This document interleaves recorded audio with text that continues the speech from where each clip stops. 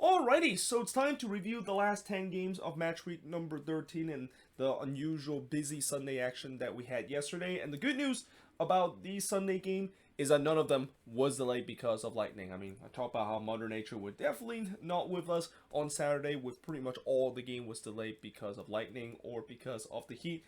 But thankfully, that was not the case, as pretty much every single game except for one did start right on time and right at the advertised kickoff time. But let us actually begin with the first game, which is Montreal versus RSL. And, early on, it looked like Montreal was going to run away with this game. I mean, they were looking very good early in this game. In fact, they scored 40 seconds into this game as Mihajlovic would score from Hamdi and Torres to give Montreal a 1-0 lead. And early on, it looked like Montreal was doing Montreal thing and were definitely trying to avenge their loss against Nashville in the middle of the week and basically had all the possession early in this game. And RSL was just kind of stuck in their own half.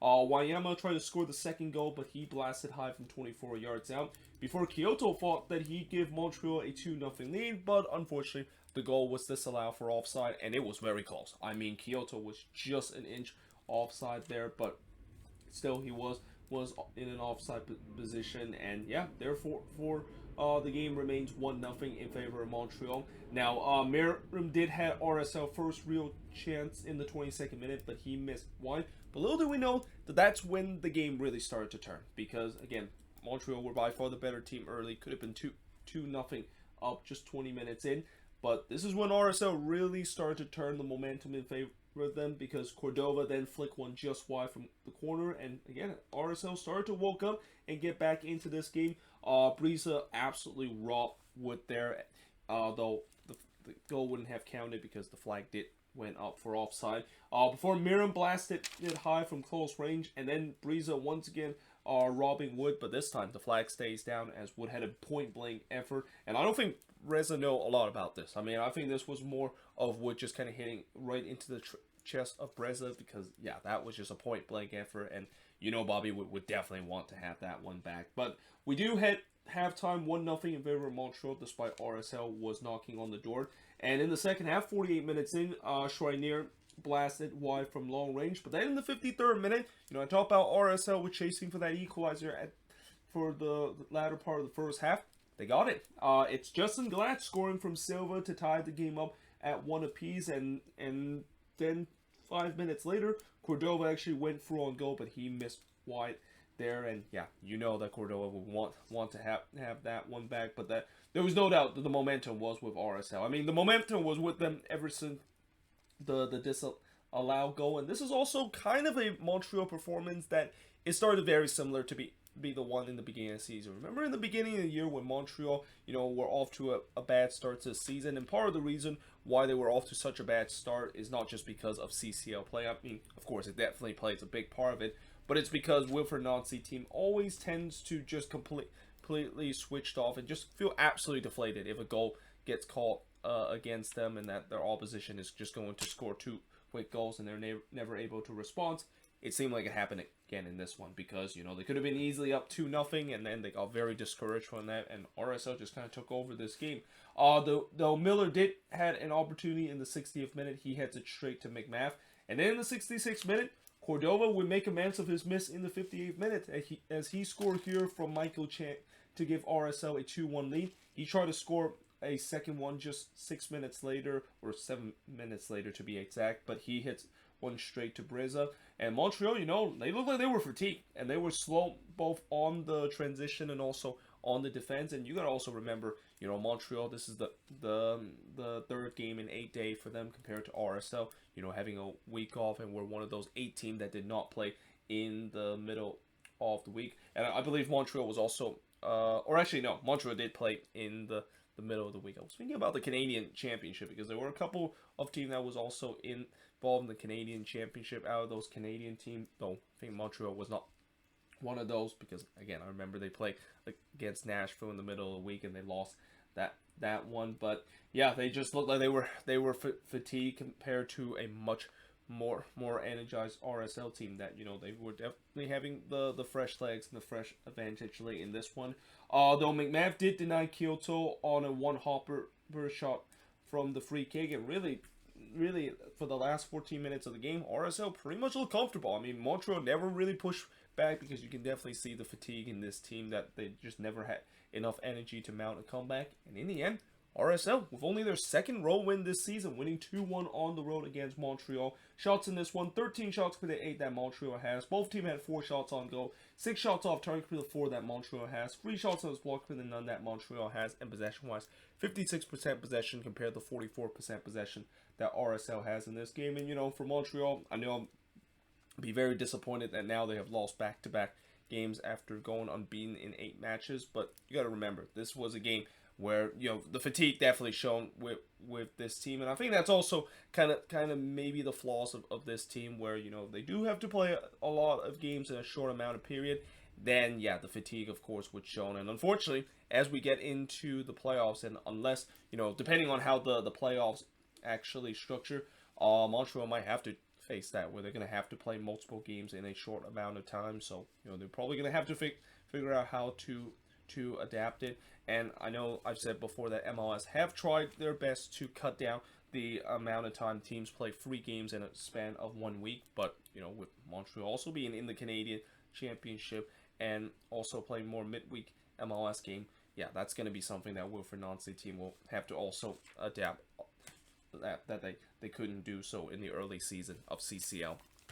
But that being said, moving on in terms of the next match is Charlotte versus Vancouver. So this was a game that it took a while for Charlotte to get the 3 points that they deserved, but in the end they were able to do so. Though, you know, for Vancouver and for their emergency goalkeeper, that it actually turns out he wasn't actually an emergency goalkeeper from their Whitecaps 2 affiliate team, because like I said, I thought for sure that they were going to call up their Whitecaps 2 goalkeeper to basically play in emergency case, but it seems like it was a goalkeeper from the CPL by the name of Max Anker, and this not only was his first MLS start, but he actually have not started in the pro level yet. So this kid was basically thrown into the deep end, and it was pretty evidence that he was definitely nervous, and he had a lot of butterfly feelings. But in the first half, to kind of help the young kid in terms of trying to get in the game, his team actually gave him a lead here just 2 minutes in, as Tosan Ricketts would score for Dahomey to give the Whitecaps a 1-0 lead, continue the theme of how we saw a lot of games this week that feature a lot of early goal, and this was another one just like the one in the game between Montreal and RSL. But that lead would be short-lived, as in the 8th minute, Shinyashiki would score from Świderski to tie the game up at 1 apiece. And again, you know, for Max Anker, this is not only such a big moment in his career, but I mean, I gotta feel for him. Like, he is basically thrown into the deep end with no life jacket or even any floater, and he was definitely exposed in this one. Like, early on, before this goal that he conceded, he already missed a ball that was coming into the box, which thankfully the Whitecaps defense was able to bail him out. But here, yeah, I mean, this one, I think he should have saved. And that, you know, again, when you have that butterfly feelings, it's going to happen. And that, yeah, you know, if he didn't have that feeling, I think 100% he would have saved that one. But Charlotte wouldn't care. The game was tied up at 1 apiece. Then Bender fired one wide from close range, and again, you know, for Charlotte, they know that Anker is nervous, so they're trying to take a couple of pot shot, maybe test the young netminder for the Whitecaps. Then in the 14th minute, Jarzivac then curls one just wide from close range before on the other end, goal hits one straight to Kalina. Elsivar then blasted high from long range before he also missed wide from long range again in the 24th minute. And Charlotte was definitely pressing to try to get the opening goal.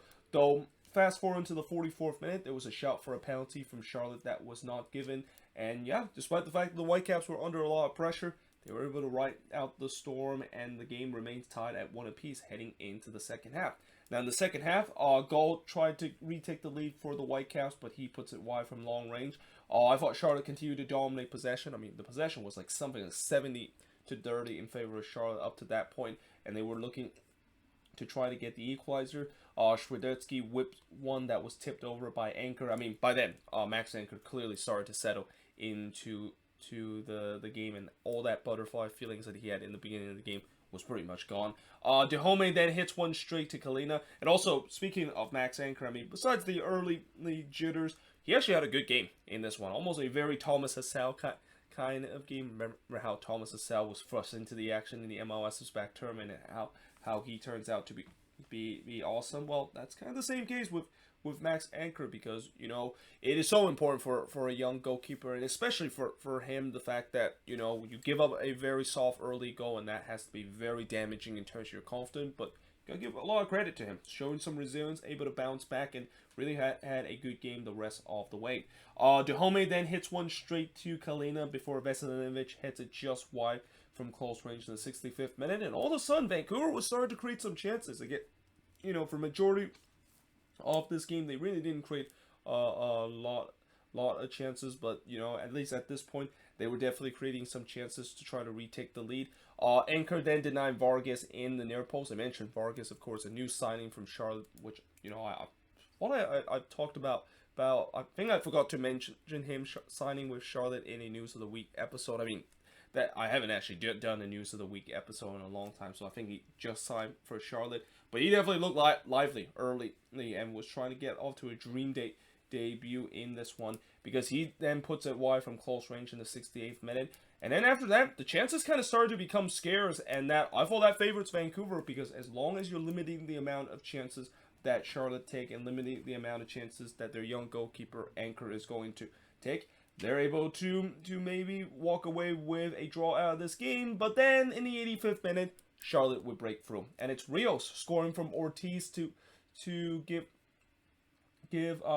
Charlotte the 2-1 lead, and that was just a peak MLS level kind of a goal. I mean, there was just some mix up in the defensive end by Charlotte, and also I would say that the assist from Ortiz, that's probably one of the worst assists I've seen so far in MLS. I mean, the one that he basically just kind of completely mishit this one, and somehow in some way still finding in the feet of Rios, because Vancouver wasn't able to deal with it well. But yeah, that gives the lead for Charlotte in this one. They almost made it 3-1 when Vargas looking to try to finish it, but he missed that one high. Again, Vargas was very active in this game. He also maybe at time would be a little bit too selfish, because he definitely wanted to make himself a name to the Charlotte crowd. But in the end, Charlotte would able to win 2-1 in this game, as they were able to bounce back from home after they lost only their second game of the season against Montreal in the last home game.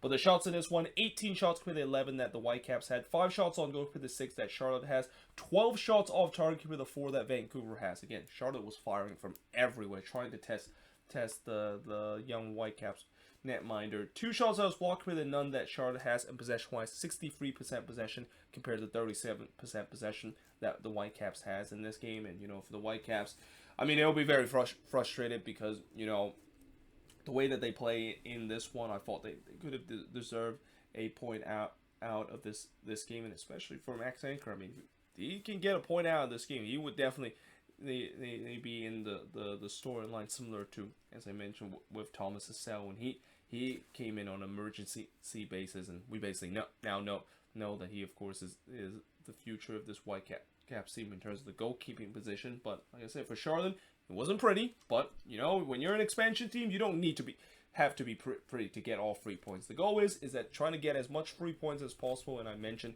Bank of America Stadium has really started to establish of being a fortress, as so far only 2 teams have been able to walk away that stadium with points, though those 2 teams were able to walk away with all 3 points.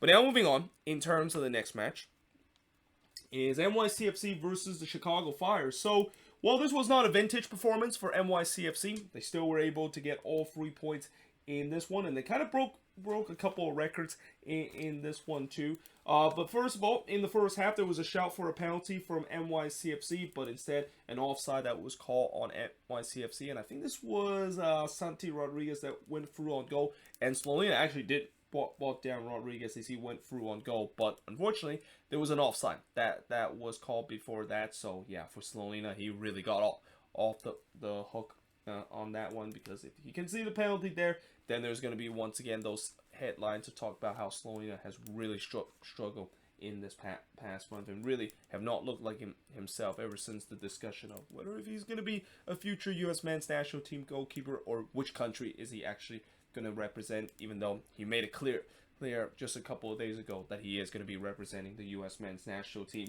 Now, in the 14th minute, Duran did hit it high from close range, and despite dominant possession for NYCFC, shots were only one apiece for both of these teams. So Chicago was doing a good job in terms of, while they were allowing possession, they were not allowing any dangerous chances from NYCFC. Jimenez then had an unconventional backheel goal line clearance off of Rodriguez's shot. I mean, that was kind of lovely to see, though.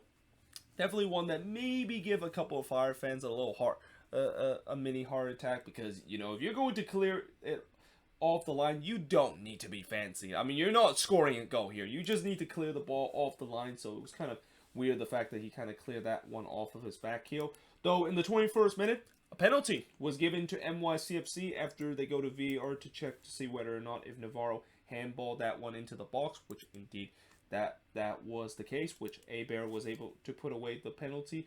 And yeah, that gives NYCFC the 1-0 lead out of this game. They also mentioned the fact that NYCFC is 5-0-0 when scoring the first goal, while Chicago is 0-1-4 when giving away the first goal. And when that happens, you know who probably is going to win this game. And another thing that I didn't also wrote down here on the board, but I wrote down on my notebook, is that they also mentioned the fact that NYCFC have not given up a shot on goal in a very long time. I mean, that's something that I think is even a more alarming stats, consider, you know, every team usually give up shots on goal every so then. This team haven't been able to do so for the past 2 games, which is just incredible. The fact that they haven't done it in that. Sean Johnson must be probably the most relaxed man in the last 2 games, and probably are just stealing a living. The fact that in the last 2 games he didn't even have to make any save whatsoever, and he see his team getting wins every single week.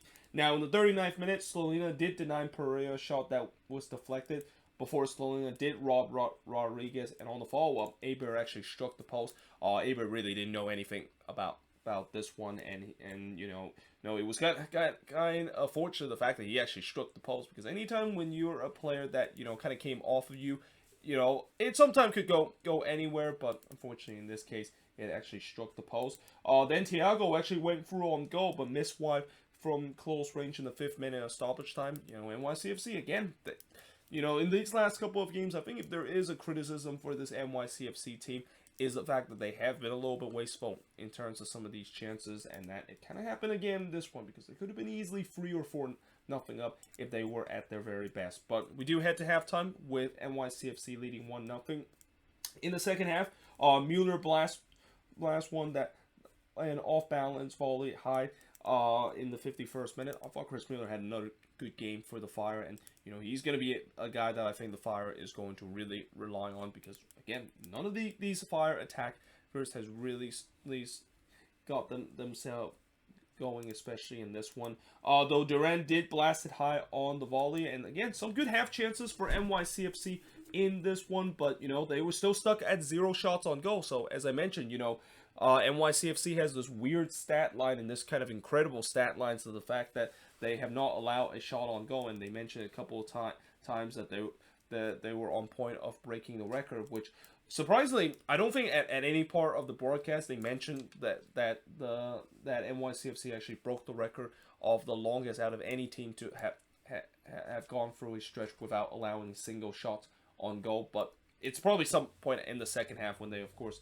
broke that record. But in the 61st minute, Shaqiri blast one way high on the volley, while Shabilko thought that he might have broke that incredible record that NYCFC had of not having a shots on goal, as he scored here, but unfortunately the goal was disallowed for offside on the development of the play here. And I believe this one, oh god, see, there's so many games that there are some of these calls that I don't really quite remember what happened, or maybe I get confused in another game, and I hope I didn't get confused in terms of this moment to another game, but I believe this was called offside because this was a very similar situation we had a couple of weeks ago, where, you know, whenever the ball come into the box, you don't really need to kind of head this one to your teammate, and that if that is, of course, the case, and you try to attempt to head it into your teammate that was in an offside position, that of course is count offside, and I believe that's of course what happened in this sequence. I'm not quite sure if that it is. I might have just again mistaken with another game, but it seems like that was the case, and therefore that's why the goal, of course, was disallowed. Again, if I mistaken with that, I do apologize, because there's a lot of games that happened yesterday, and that can be easy to do. But in the 74th minute, Shabilko did head it wide from close range before Rodriguez did, or actually, I'm sorry, Rodriguez had NYCFC first shot, but it went straight to Slonina. I mean, it's hard to believe that NYCFC didn't really have a lot of chances in the second half. I mean, the second half was really kind of dominated by the Fire. And as I mentioned, Shabilko heads it wide from close range, and Torres blasts one high, and that, again, Chicago have these half chances. They've actually now got to 9 shots, but none of them have been on goal so far. In fact, that record of NYCFC going 300 plus minutes without allowing a goal finally came into an end in the 89th minute, as of all people that gets the first shot on goal that was allowed by NYCFC, it's a defender from the Chicago Fire. It's Carlos Tiran here, hits one straight to Johnson. I mean, it wasn't really that hardly hit, and it was just easy catch from Johnson, but still, that counts as a save, and that's count as a shots on goal. And like I said, it's the first one that NYCFC have given up in 300 plus minute. Though Shaqiri had a big opportunity in the 3rd minute of stoppage time, but he hits this one wide, and the flag actually did went up, so even if he hits that one and it wouldn't have counted. But in the end, NYCFC able to grind out a 1-0 result. Shots in this one, 15 shots compared to 10 that the Fire has, 1 shot on goal compared to that NYCFC had, 4 shots off target compared to 7 that the Fire has, 2 shots that was blocked compared to 6 that NYCFC had, and possession-wise, 62% possession compared to 38% possession that the Chicago Fire has in this game. And one more note coming out of this game, Tati Castellanos did not play for NYCFC in this game, and I think maybe that has a lot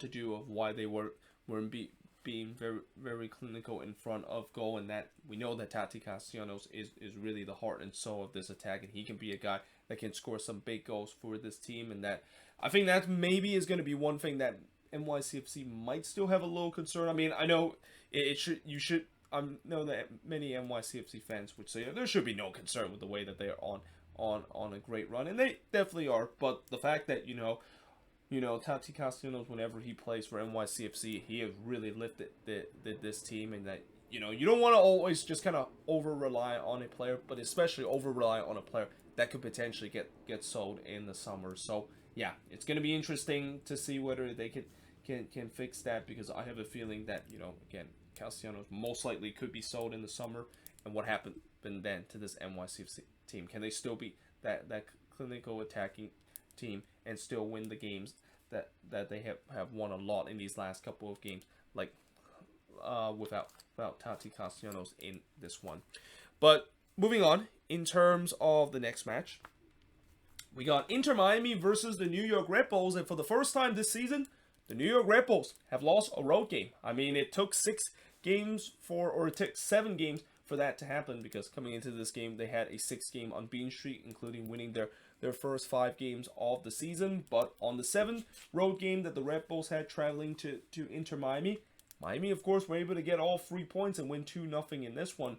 Though early on in the first half, 5 minutes in, Mera was able to deny Gregory from close range. Ryan Mera actually getting a rare start in this one. I'm not quite sure that the Red Bulls decided to maybe rest Carlos Cornell in this game, or did Cornell actually suffer an injury in this one, and that's why backup goalkeeper Ryan Mera has to come into this one. But Morgan did fire it wide from close range in the 7th minute before Duke went through on goal, but puts that one wide. And yeah, Bryce Duke would definitely want that one back, because he was clean on goal there, and that's he's still looking for his first goal for Inter Miami ever since joining the team this offseason. Now, there was some early opportunity for both teams. I thought Cáceres Jr. hits one straight to Calenda before Calenda was able to rob Cáceres Jr. I mean, Drake Calenda, no doubt, had the best game for Inter Miami this season, and that it was also unsurprising that he was a goalkeeper that I think is nominated for Player of the Week this week. Now, there was no doubt that I thought the Red Bulls were started to take control of this game, and they were looking for the breakthrough, and this was something that we're getting used to with the Red Bulls because, for whatever reason on the road, they always find ways to get wins and get goals that they haven't been able to do so at home. But to everybody's surprise, it wasn't the Red Bulls the one that gets the opening goal. It was Inter Miami, as in the 30th minute, Lassiter would score here from Duke to give Miami a 1-0 lead, and I believe this shot was actually took a slight deflection, but Miami wouldn't care because they were up 1-0, and this was right before when we had the scheduled hydration break. And then in the 42nd minute, I thought Campana should have made it 2-0 as he was all alone from 16 yards out, but blast that one high. I mean, with how good of a form that Leo Campana is, and especially with him being really the one true goal scorer that Inter Miami can rely on. Yeah, that's one that he would definitely want to have back, and that he definitely should have put that one at least on target. Then in the first minute of stoppage time, we had a bit of a controversial call as there was no penalty that was given to Miami, despite it looked like Lewis Morgan handballed that one. I mean, if they actually called that as a handball, man, you talk about Lewis Morgan being a double agent for Inter Miami. I mean, I guess maybe he's still loved by the Miami faithful, and that it seems like he's trying to gift them a chance to get the second goal. But yeah, this was definitely quite questionable, and that they mentioned a couple of times on the feed that, yeah, they were kind of surprised at the fact that this wasn't a penalty. And I guess maybe the only reason why this wasn't a penalty was because the ball might have hit the shoulder of Lewis Morgan. I mean, remember, the call originally was, I think it wasn't called a penalty, so they of course go look to see it, and that, remember, it has to be clear and obvious to see whether or not if it indeed struck the hand of Lewis Morgan. But I guess here they probably couldn't get the definitive evidence, the fact that whether it actually hit him in the shoulder or just in the upper part of the arm. So no penalty was given to Miami, and they only lead 1-0 heading into the second half. And it felt like, well, here we go again. This is going to be like what happened last time when, they had a chance to make it 3-1 against DC, and ultimately a disallowed goal kind of cost them to get all 3 points at home. But that doesn't seem like was the case in this one, because as we head into the second half, after Morgan with the first real chance of the second half, and he actually missed that one wide. By the way, if Lewis Morgan actually scored in this game, I wonder what he's going to do. I mean, I'm assuming he's not going to celebrate because, again, he is a guy that was bought by Inter Miami in the expansion season, and I'm assuming that he still definitely love his team, even though he is facing against a former team. And there is that unwritten rule that when you are score against your former team, you don't celebrate when you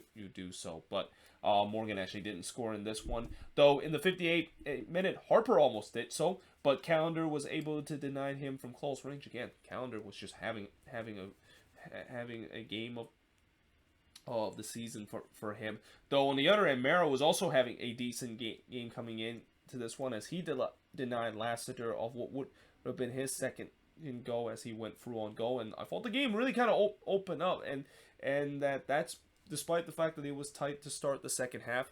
There was then a chance for the Red Bulls to tie in the 70th minute, but again, Callender robbing Fernandez this time from 16 yards out. Really a good full stretch dive there to deny Fernandez from close range. But there was no doubt the Red Bulls were once again pushing to try to get the equalizer. But then I also thought that for the most part, Miami did a good job in terms of limiting their chances. In fact, they were looking to put this game away as Uyola had a chance to do so, but his shot was clear off the line by Nealis. But in the 89th minute, Miami would put this game away as Robert Taylor would score from Uyola to give Miami a 2-0 lead. Very unselfish play there from Victor Uyola, who decided that instead of easily taking the shot there as he was all alone, he basically laid it back to Taylor, who easily tapped this one in to make it 2-0 in favor of Inter Miami. And that, of course, was the final score. As the shots in this one, 11 shots compared to 15 that the Red Bulls had, 4 shots on goal compared to 5 that Miami has.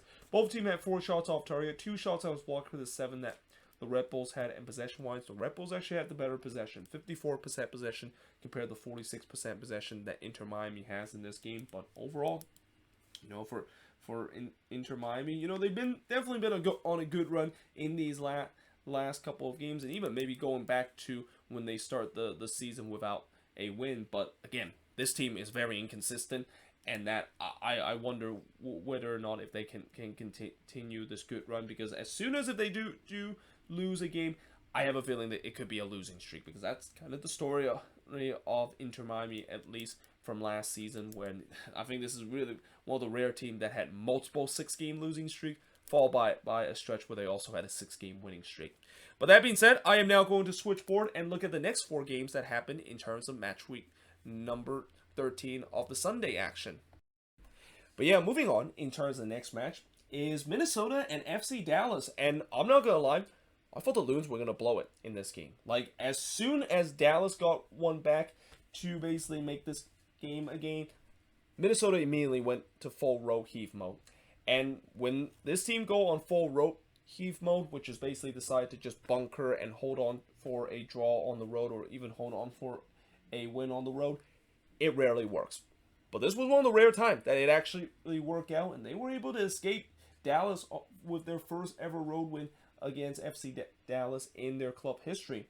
Now, in the first half, the first shot of the game came as Palmico hits it straight to Dane Sinclair in the 13th minute, but really this was a slow start to this game. I mean, neither team really gained to a foothold into this one, which is kind of surprised to see that there was actually a goal despite the slow start, and it actually came from Minnesota in the 18th minute, as Robin Lod was able to score here, though, yeah, for Martin Paz, yeah, he would definitely want to have this one back, because, you know, he allowed a juicy rebound here on a shot that was coming in from Reynoso, and that Lod was there to be able or Lod was there, the first one to pounce on it to give Minnesota a 1-0 lead. And overall, Martin Paz, this was probably one of the worst games that he has in an FC Dallas jersey, and especially, as I'll talk about a little bit later, the second goal that he conceded, I thought was also very, very soft.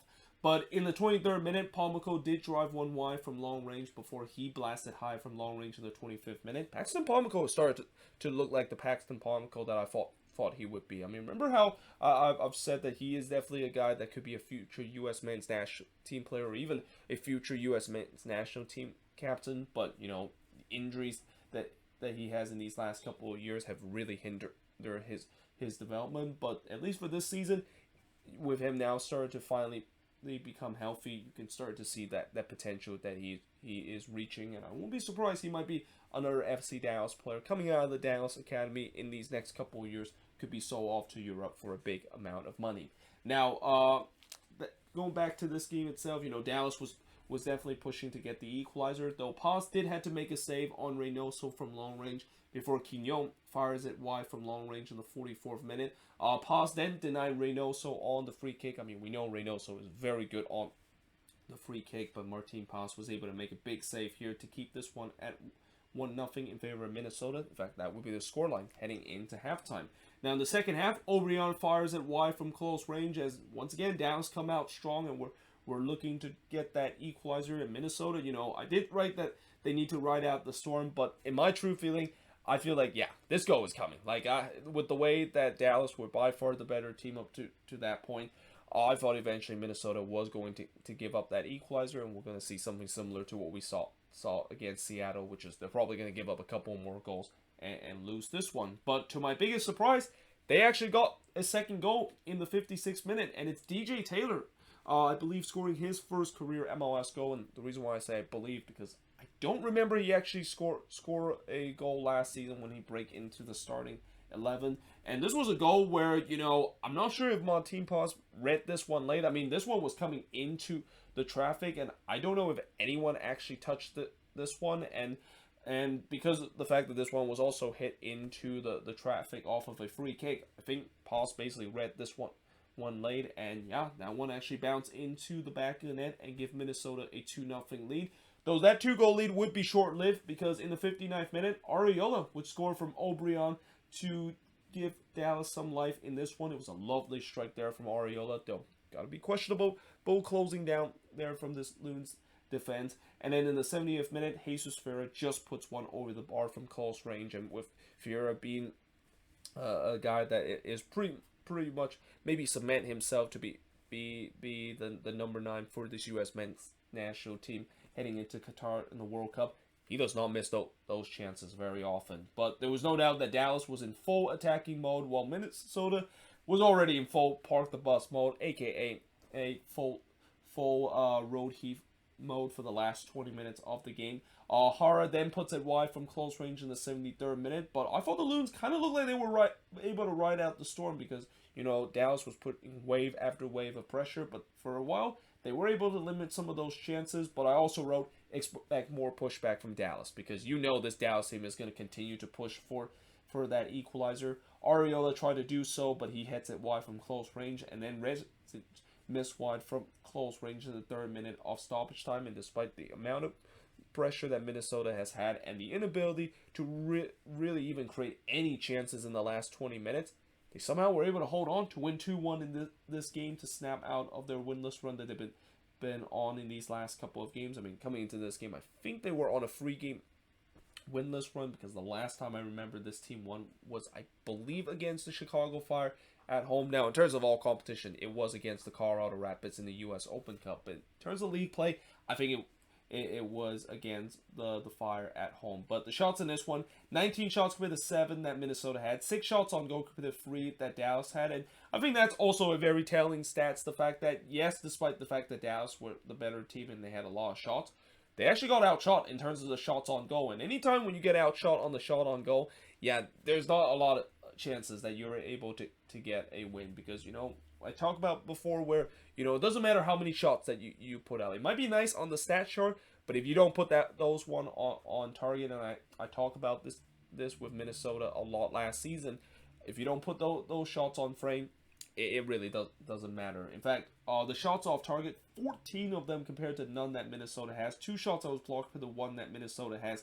And possession-wise, 68% possession compared to 32% possession that Minnesota has in this game. And one other thing that I will also say about Dallas and those missed opportunity, none of them really kind of tested Dane Sinclair. I mean, Dane Sinclair did kind of had to make a couple of comfortable saves, but not really one that he has to really make an incredible save to keep this Loons team in the lead in the latter part of the game. So I guess maybe that's also a rare thing to happen because usually late in the game when this team decided to just go full park the bus mode, they had to be bailed out by Dane Sinclair. And again, I think he's kind of also still the reason why this team is better than what they should be because, for these last couple of weeks, this team has looked nothing like a team that is going to make the playoffs. In fact, this team looked like they're going back to the first 2 seasons of their life in MLS. And, as any Minnesota fans would tell you, we don't want to talk about what happened in the first 2 seasons. We were just going to say that the first 2 seasons we were just enjoying life in MLS. But now as we head into what I think it's like the 6th year of this club existed, or actually no, not the 6th year, but the 5th year of this club existence. They came into the league in 2017. It's all about competing for trophies, especially with how good these last couple of years have done. And at least this win kind of helps that, getting them close back above the red line. But for Dallas, I think this was just one of those games where every team has those games where no matter what they do at home, and they put a lot of pressure against a road team, but they weren't able to find that clinical finishing, and also kind of got hit with a couple sucker punch from Minnesota. But that being said, moving on in terms of the next game. Now, one team that also dominated at home, but at least this team actually got a point at home, but they weren't able to get all 3 points in this one, is the San Jose Earthquakes versus Sporting KC. And it's also kind of funny the fact that, this was really the first time that the Quakes were actually favorites coming into a game.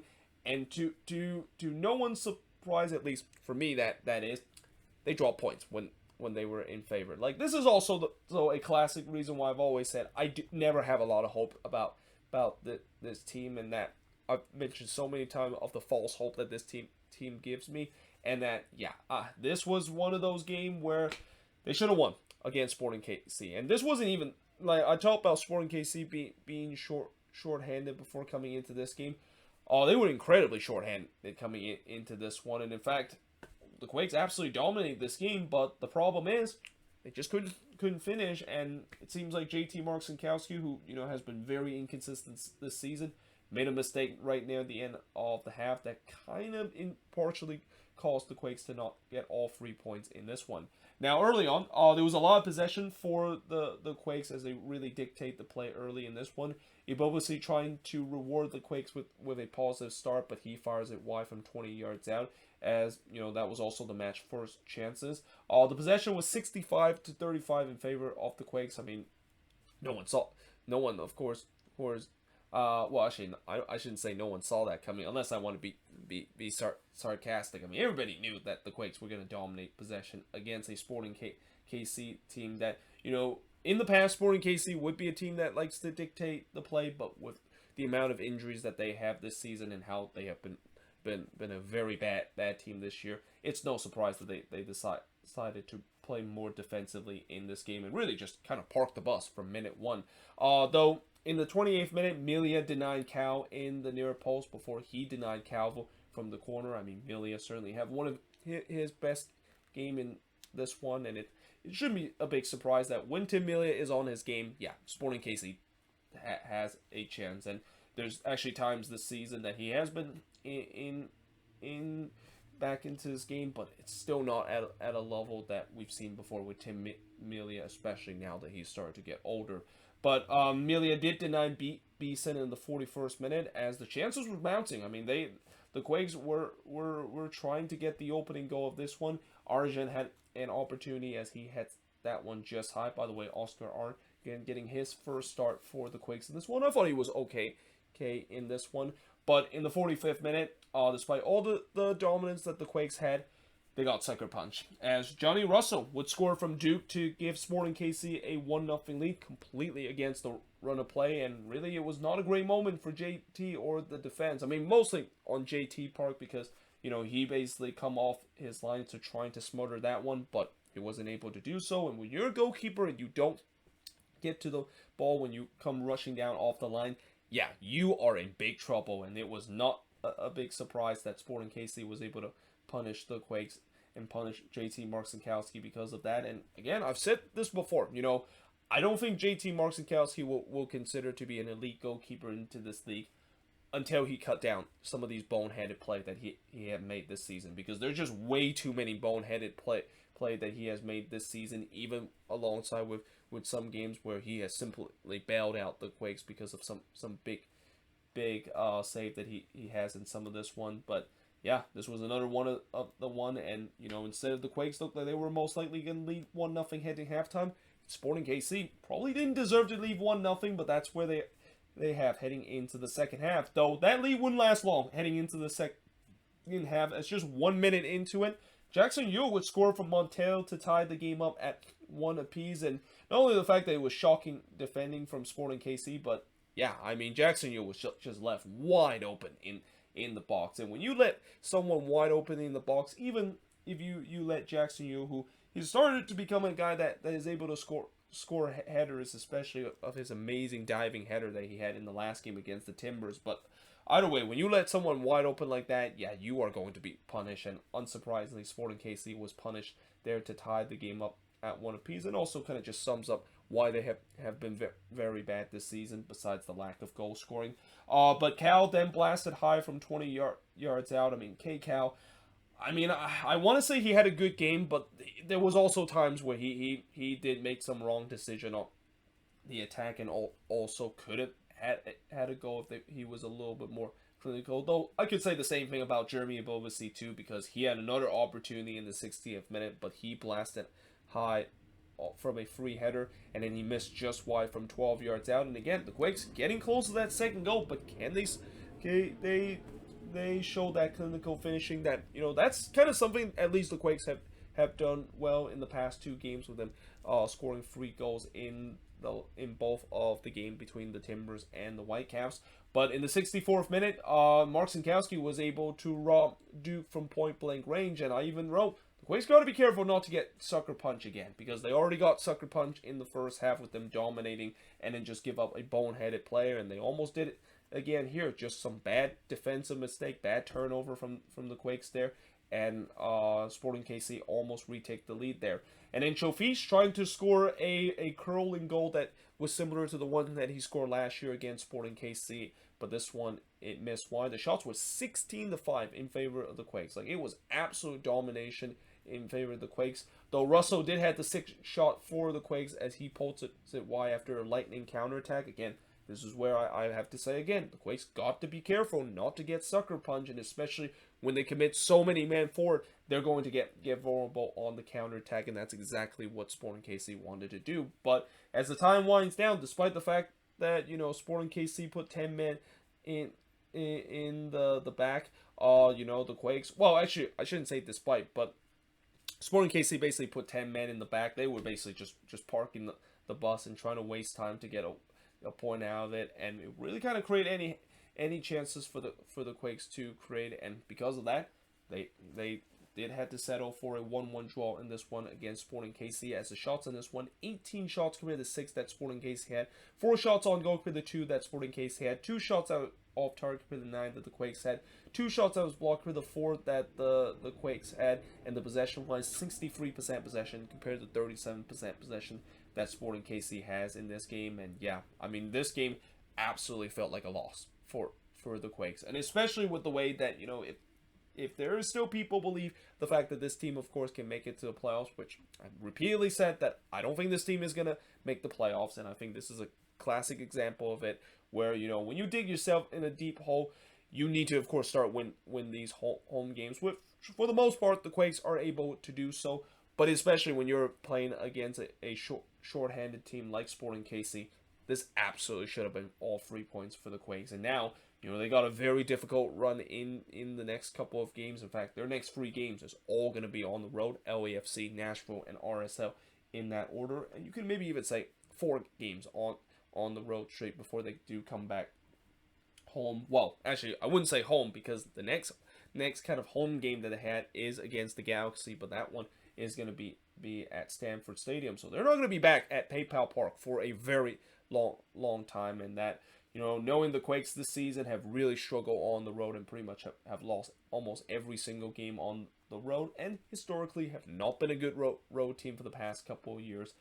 Yeah, this is where I've said before that maybe they're not going to have the enough to go on and make it to the playoffs. But I will also say that at least progress maybe is starting to made, and that, you know, at least it's good to the fact that I feel frustrated that the Quakes try hard to find all 3 points, and that, you know, again, like what I said about Dallas, you know, I think if you want to put a little bit of a positive spin out of this game, at least the Quakes try really hard in this game to get a win against a team that just basically parked the bus throughout the entire game. But at the same time, you know, you don't put away those chances and you don't get all 3 points.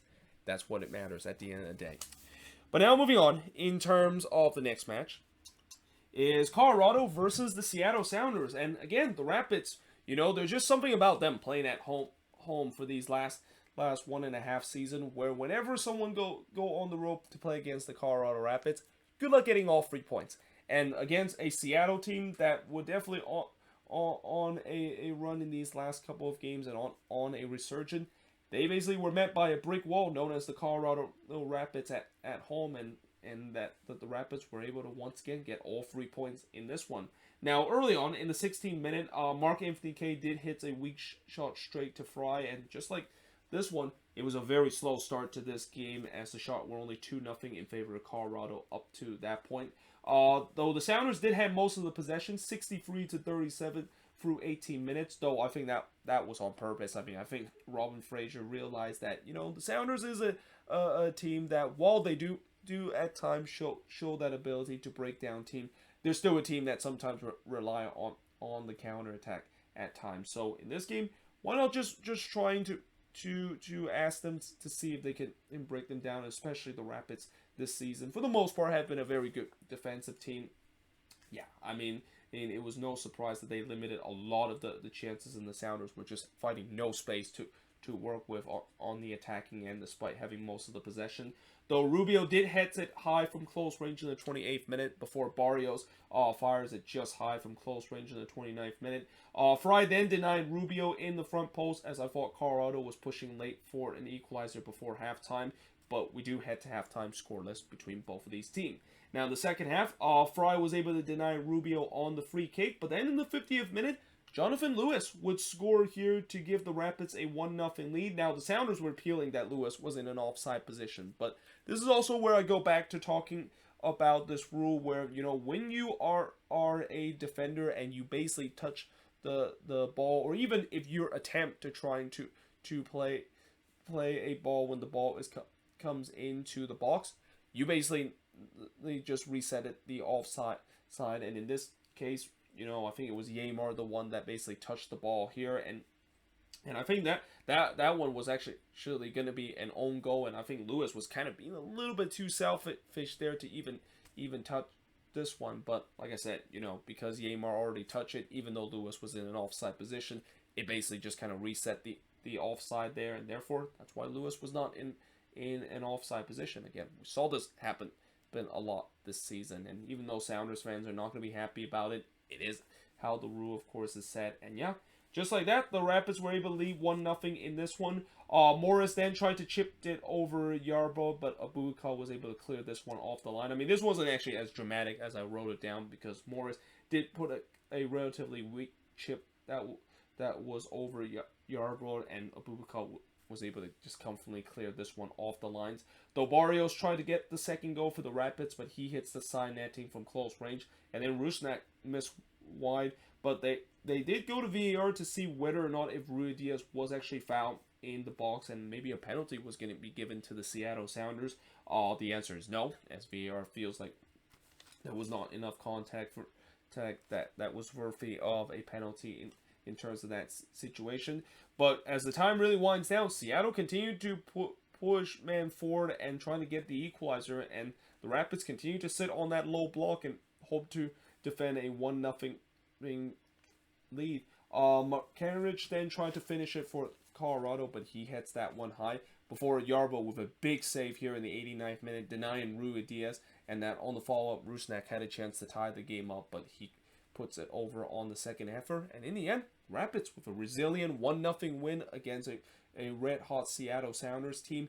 And the shots in this one, 16 shots for the 9 that the Sounders had, 4 shots on goal for the 3 that the Sounders had, 7 shots off target for the 2 that the Sounders had, 4 shots that was blocked for the 5 that the Rapids had, and possession-wise, 60% possession compared to 40% possession that the Colorado Rapids has in this game, as the Rapids extend that unbeaten streak at home in the regular season going back to last year. And notice I said regular season and not just going back to last year, because they did lose 1-0 at home against the Portland Timbers on that Thanksgiving playoff game. But if you not include that one and you just include regular season, they have not been beaten since the second match week of the 2021 season, when they lost to Austin FC of all team and handed an embarrassing first loss and a historic first win for Austin FC when they came into the league. So yeah, again, there's just something about when teams go to Dick's Sporting Goods Park that it's basically just a graveyard for team to get points out of a game, and the Sounders basically found that the hard way,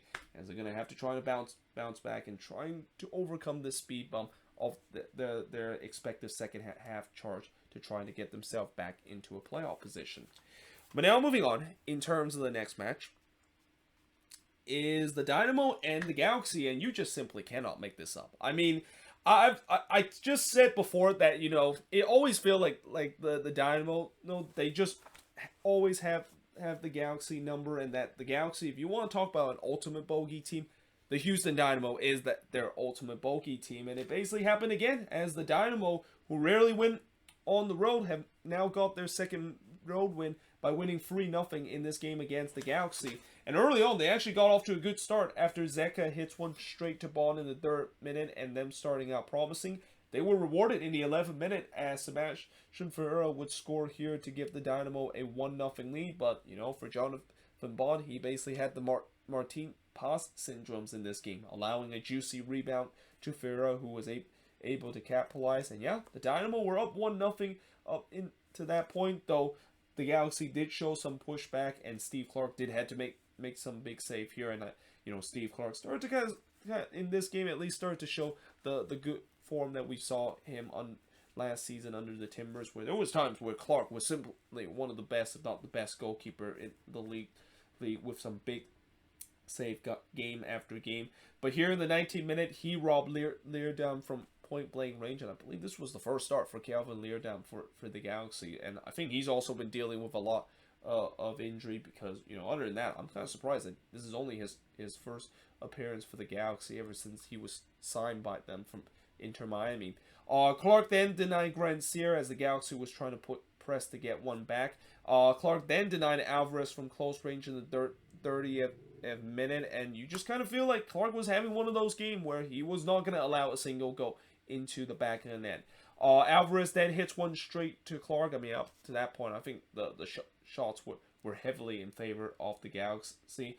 Before, on the other end, Bond did have to deny Rodriguez, but again, he allowed a juicy rebound, but this time Houston weren't able to capitalize, and then Ferreira almost scored his second goal in the 45th minute, but he struck the post on the header. I mean, Seba Ferreira definitely had a good game for the Dynamo, and he'll be happy with scoring a goal in this one, but he knows deep in his mind that he wish he would have scored a second, especially if it wasn't for the post denying him there in the 45th minute. But the Dynamo were leading 1-0 in this game, and heading into the second half, you know how I said in the beginning of the first half they really play well and come out the gate strong? They did exactly the same thing, coming out of the gate in the second half. As in the 54th minute, Olferson, yeah, he definitely wants this one back, as he basically was all alone from 10 yards out, but just could not put that one on target. And he's probably fortunate that in just 4 minutes later, his teammate kind of bailed him out in terms, or at least made Dynamo fans forget the bad miss that he has.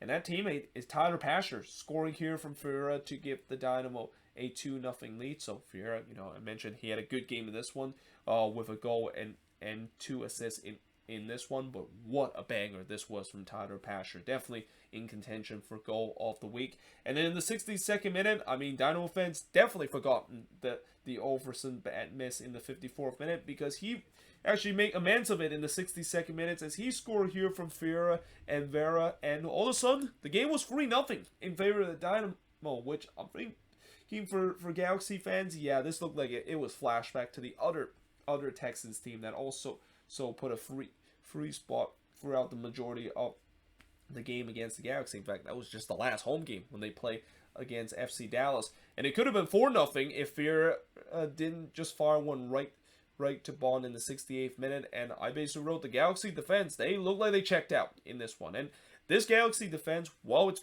been good for majority part of the season, you started to see some cracks in these last 3 games. I mean, even in the last game, yes, they only gave up 1 goal against Minnesota, but they should have given up more if Minnesota were a little bit more clinical in this one. And in this one, when they did play a team that at least is being clinical in terms of finishing their chances, they got found out big time in this one. And in the end, yeah, the Dynamo was able to win 3-0 in this one, as the Galaxy didn't even get one back like they did against FC Dallas just a couple of games ago in the last home game.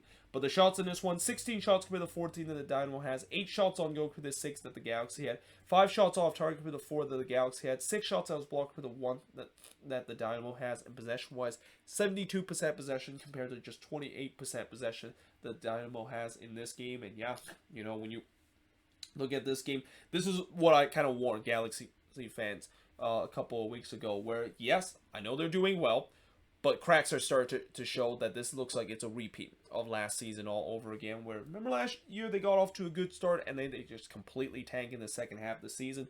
It's happening again, only this time it's happening earlier than expected, and that if they keep playing like this, they could slip out of the playoff spot very quickly, just like what we saw last season when they slipped out of the playoff position on the very final day. But that being said, I am now going to switchboard one more time and look at the last 2 Sunday game and the last 2 game of match week number 13. But yeah, moving on in terms of the next match is Austin and Orlando City, and this game was wild. I mean, this game basically went from, it looked like Austin had a big letdown after, remember how they got a big win against LAFC last week to get them to the top of the Western Conference and in the top of the Supporters Shield standings, and that seems like they had a huge letdown of them potentially losing to Orlando City, to basically Orlando City completely lost their heads and ultimately blow that 2-0 lead to have to settle for a point out of this game. Now, in the first half, there was actually a goal early in this game, which, again, shouldn't be a surprise because we've seen a lot of games this week that had an early goal. And this one came 2 minutes in as Kara would score from Urso to give Orlando a 1-0 lead. But another thing that we've also said many times so far in this review and also in yesterday's review is goalkeeping mistake. I mean, Stuvert here, he basically just gave this one straight to Urso, and then, yeah, Urso basically said, thank you very much, I'm just going to feed this to Kara, and just like that, Orlando City were leading 1-0. Now, it could have been 1-1 in the 8th minute if it wasn't the post denying Urruti there from close range, and I thought Austin was definitely pressing to get one back. I mean, it's not a big surprise, you know, they definitely shouldn't have got themselves in a 1-0 deficit if it wasn't for a mistake by their goalkeeper, but at least they have done a great job responding and trying to tie the game up. But unfortunately, they weren't able to get a goal back, and in fact, I thought Orlando did a good job riding out that storm, and then the game kind of become a bit tight, which is exactly what Orlando want to do. And this is kind of the thing that we've seen Orlando have done on the road, where, you know, even when they're under immense pressure, they're able to find ways to ride out the storm and really start to get the game much tighter, which always favor teams that is leading on the road. But in the 22nd minute, in fact, they actually got a 2-0 lead. It's Juan that scores to give Orlando a 2-0 lead, though Jerussi almost made it 2-1, but he hits that one straight to Galese. And I thought, you know, Austin's defense, they looked like they were lost with just so many turnover in their own end and just spaces allowing for Orlando to work with on the other end. Though Cascante did puts it high from short range, and a little bit more note about the defense for Austin. They look like nothing like the defense that we saw against LAFC. And while I definitely credit Austin defense in the last game when they pull off the upset against LAFC, this defense looked like they were just completely overwhelmed by Orlando in this one. And again, talking about Austin having a letdown, it seemed like that defense especially had a letdown early in this game against Orlando. Now, on the attacking end, as I said, they were trying to get one back. Cascante puts it high from short range before Galese had to deny Lima in the near post. And then Ruti fires it wide from a tight angle in the 38th minute. And again, Austin was pushing to get this one back, but can they find that clinical goal, and can they finish to trying to get one back into this one? Well, the answer is no, and in fact, it almost was 3-0 in favor of Orlando as Juan puts it wide after, once again, another turnover from this Austin defense at their own half, and they were very lucky, the fact that they were not 3-0 down heading into halftime. I mean, if that one would have been, that pretty much would have been game, set, and match, even with how good Austin has been this season in terms of goal scoring. But we did head to halftime with Orlando leading 2-0, and then in the second half, Pereira did try to give Orlando a third goal, but he missed wide. But overall, I thought Orlando did a good job in the second half, where I feel like Oscar Pereira must have made some adjustment to his defense, where he was limiting the amount of chances that Austin was taking. Like Austin, you know, while their defense were not good in the first half, at least their attack was on point. But the only problem is the attack wasn't able to find that clinical finishing. And, you know, we said before how when you don't find your clinical finishing, you eventually is going to come back to haunt you. But also,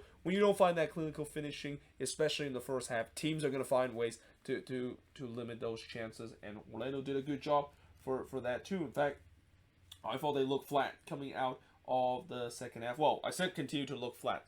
I kind of meant in terms of both the defense and the attack, but in reality, it really is kind of on the attack where they really started to look flat. And Q2 Stadium, I mean, I wouldn't say you can hear a pin drop in that stadium, to kind of quote a famous quote that one of the FIFA color commentator, or one of the FIFA video game color commentator said, which, oh god, I literally forgot what was his name, even though I clearly should know it, because for a guy that played FIFA for a very long time, I should at least know who the play-by-play commentator and the color commentator is for that game. Actually, I know the play-by-play commentator for a long time was oh god, now I'm even blanking on who is the play commentator. But anyway, going back to this, Stewart was able to rob Urso from five yards out. So not only the fact that the attack was not getting going,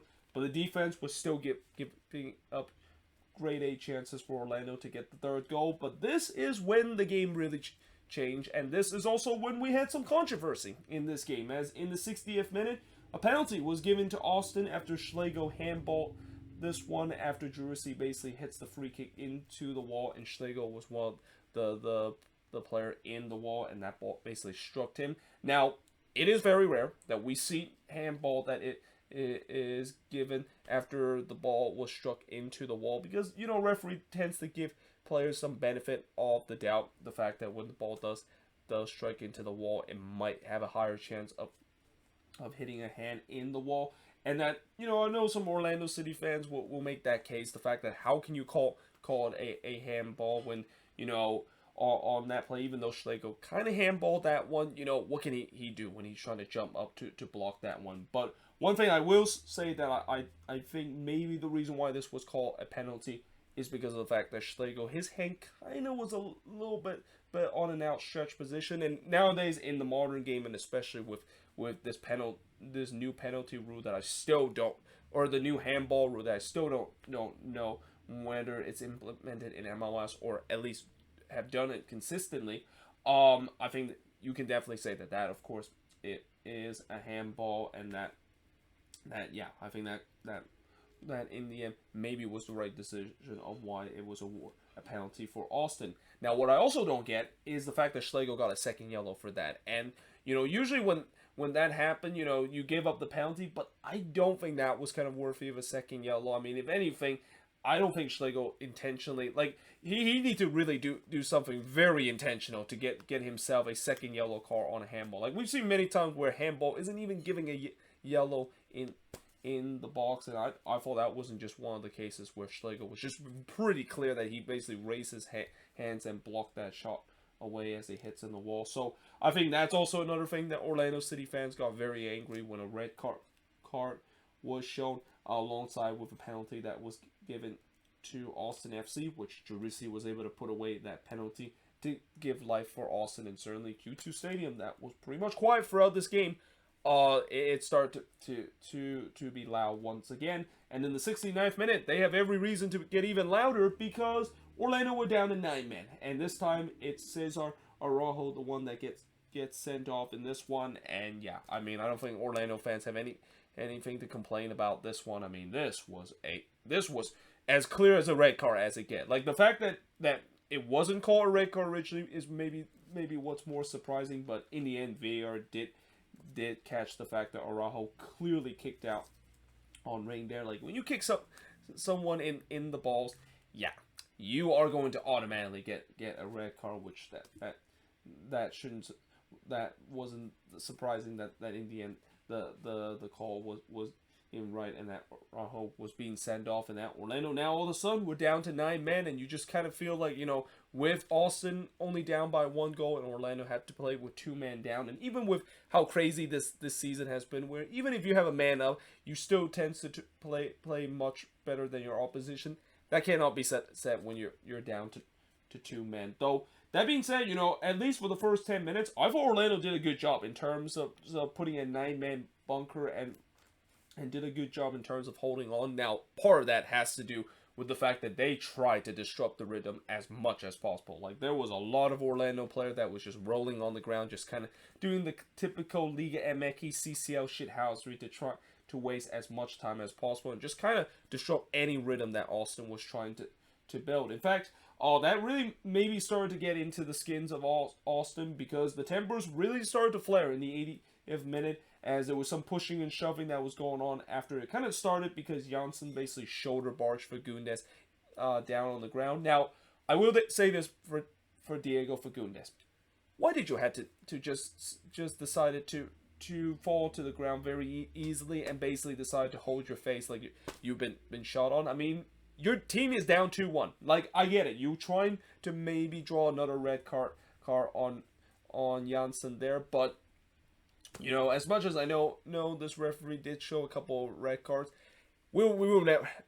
never seen in a lot of situation where when you embellish like that, most of the time you're not going to get the red card, especially with the way that Janssen. Yes, I think that yellow card was deserved with the way that he shoulder barged him, but for Fagundes, the fact that he just kind of embellished that, trying to send him off, and especially with the way that he's basically wasting his team precious time to trying to get the equalizer. I mean, yeah, I don't get what was Diego Fagundes thinking up there. I mean, he should have just easily get back up, but at the same time, this also, as I mentioned, sparked a huge temper flare between both of these teams.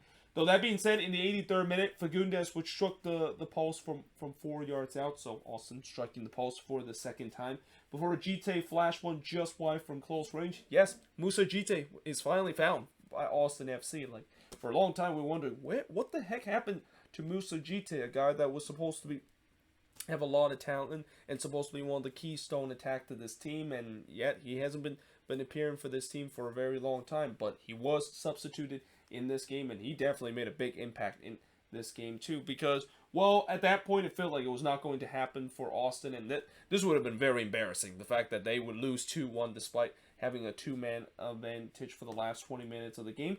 Jite makes sure that was not going to be the case, as he scored here in the 5th minute of stoppage time to tie the game up at 2 apiece, and not satisfied with the draw, Austin was trying to push for a third goal to win this one dramatically, as Giroussi fires it just high on the free kick, almost trying to do what Man City did to Aston Villa in that Premier League game. I mean, you knew I was going to mention that in this video. That game that I even though I didn't see, and I of course watched the highlights of it, you knew I had to mention it because everybody's been talking about that game and kind of almost reminiscent of something similar to that Man City did just 10 years ago to kind of win the title and rip it out of the hands of their rival Manchester United. But yeah, also was trying to replicate the same thing in this one, but unfortunately they weren't able to do so, and they have to settle for a 2-2 draw out of this game. As the shots in this one, 22 shots for the 12 that Orlando has, 5 shots on goal for the 7 that Orlando has, 10 shots off target for the 4 that Orlando had, 7 shots that was blocked for the 1 that Orlando has, and possession-wise, 72% possession compared to 28% possession that Orlando has in this game. And overall, you know, neither of these teams are going to be happy coming out of this game. I mean, for Orlando, they won't be happy because they lost their heads, and that you know, they also blow a 2-0 lead after they had a couple of opportunities to make it 3-0. And Austin won't happy because the fact that even though it wasn't a huge letdown as what we thought that they were if they would have lost this game against Orlando, when you basically are up to 2 men, and also not to mention the fact that they play very poorly up to that penalty, yeah, that's definitely unacceptable result for Austin, especially a team that really relies on their home form. And yeah, they're gonna have to trying to bounce back. And I believe I'm not sure that I think they also lost the lead back to LAFC, because I know LAFC did win against Columbus, and because Austin weren't able to get all 3 points, I think LAFC is now back at the top of the West and back at the top of the Supporters' Shield standings. Now, moving on in terms of the next match, one team that is chasing LAFC in terms of that Supporters' Shield standing, and a team that is also back at the top of the Eastern Conference, is the Philadelphia Union, who really play a perfect road game against the Portland Timbers in this one, because they really outplayed the Timbers for majority of this game and play almost a very Jim Curtin kind of style of game to get a win for the Union to finally snap out of this bad run that they've been on in these last couple of games. Now, early on, I had to kind of rely on a knockoff stream because the NASCAR All-Star race decided to run late. I mean, again, I feel like we have now had it all, where I've seen an MLS game had to be pushed to another channel, and in this case on FS2 because of some sort of event that is happening. But add NASCAR to the latest list in terms of why an MLS game had to be pushed to another network, because apparently the previous event is considered more important than an MLS game that is happening. And I get it, it's an all-star race for NASCAR, but still, I mean, don't FS1 realize? I don't think they realize how that race was going to run late, and that this game actually was delayed back to 7:35 just for Fox was hoping the fact that, you know, that that race was going to be over by then, and that they can start broadcasting this game on time, when that, of course, was not the case.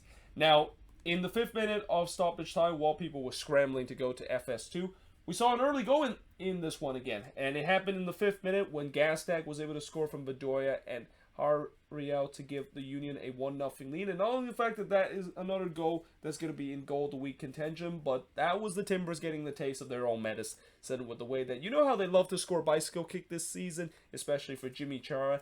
Yeah, they got a bicycle kick score against them in this one, where, I mean, this is the one that gassed. I mean, it wasn't really a bicycle kick. It was more kind of like an overhead kick that was kind of not as impressive as the one that Jimmy Chara scored for the Timbers throughout this season, but still, it was an impressive goal here, and that gives the Union a 1-0 lead. Gastak trying to make it 2-0, but he puts it high from long range, and it was a promising start for the Union.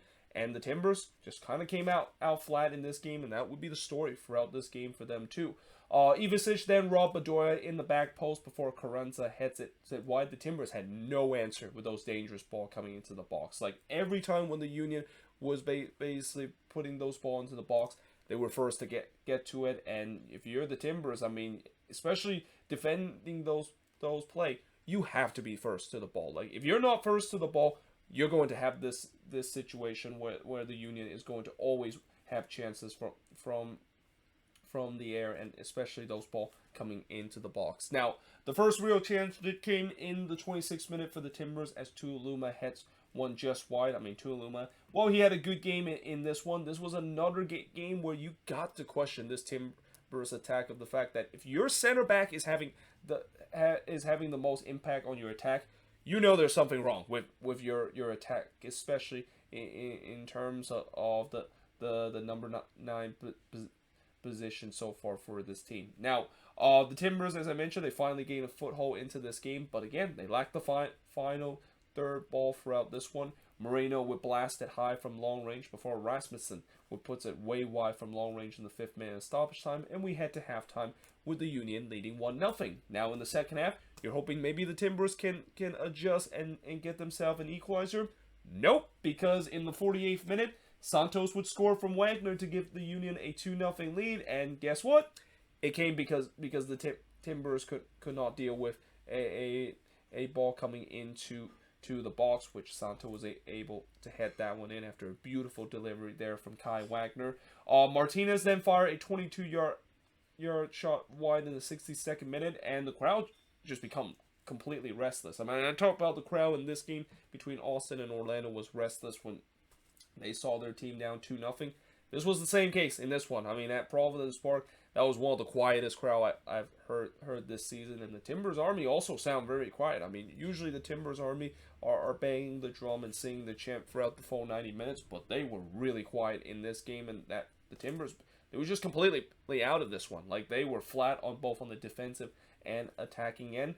Though that crowd did look like they got something to cheer about in the 63rd minute when Blanco basically scored what looked like was a goal back, and this getting this game to be back to a or setting this game to maybe have a grandstand finish late in this one. But the problem is VAR disallowed it, and it's due to the fact that Van Raken was in an offside position when it was flicked to Moreno. Again, you know, you don't have to have the attacker basically they try to flick on it to a player that is in an offside position, as long as you're intended to try to do, which in this case, I think Moreno did get a slight contact in it, but doesn't matter. He intended to try to flick this one to Blanco, and yeah, I mean that, or not Blanco, I'm sorry, but to Van Raken in this case, and yeah, that of course is offside, and rightfully so. VAR disallowed that. And really, as time winds down, the Union kind of dropped their lines, which make the Timbers even harder to break them down. I mean, we already know that they struggle in terms of breaking down this Union's defense throughout the game, but now it was almost impossible with them trying to break them down from when the Union was just putting 10 men behind the box. Though they did find some chances in the 85th minute when Blake was able to deny Jimmy Chara, and that actually turns out to be the first shot on goals. I mean, that just kind of sums up how poor this Timbers attack was throughout the game. The fact that it took them 85 minutes until they tested Andre Blake.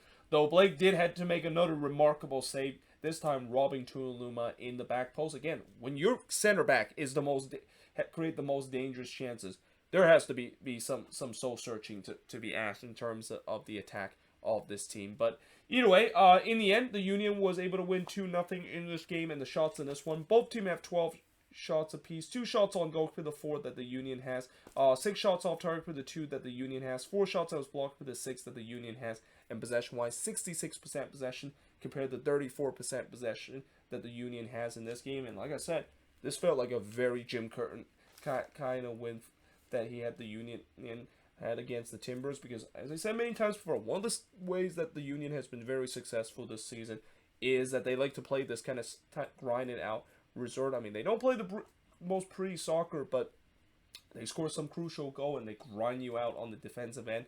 And the Portland Timbers basically found that out in this game. And that, remember when the Timbers got that 7-2 win against SKC and everybody thought that, yeah, things were going to turn around for this Timbers team? Nope. They've lost two games ever since they won 7-2 in that one. And while they're still not out of it in terms of the playoff standings, you just wonder, when is this team eventually going to get things going? Like, we've seen before where I know fans will say, oh, they're eventually going to get things going. And then before we know it, we're in the 2/3 of the season, and they're still saying the same thing, and it just never happened. And, you know, while I still believe that maybe it will happen with this team, because we've seen before they have been able to get onto a good run, and especially, I've even jokingly say that they wish they can play the Seattle Sounders right now, because they need a Cascadia Derby boost of winning that game so that they can go on an incredible run. But, yeah, I mean, right now the Timbers are really struggling right now, and it's just getting to a point where they gotta solve this eventually, because this is I feel like this slow start is started to be even slower than last season. And I know last season it was a slow start, and at least I think last season they were in the cusp of the playoffs.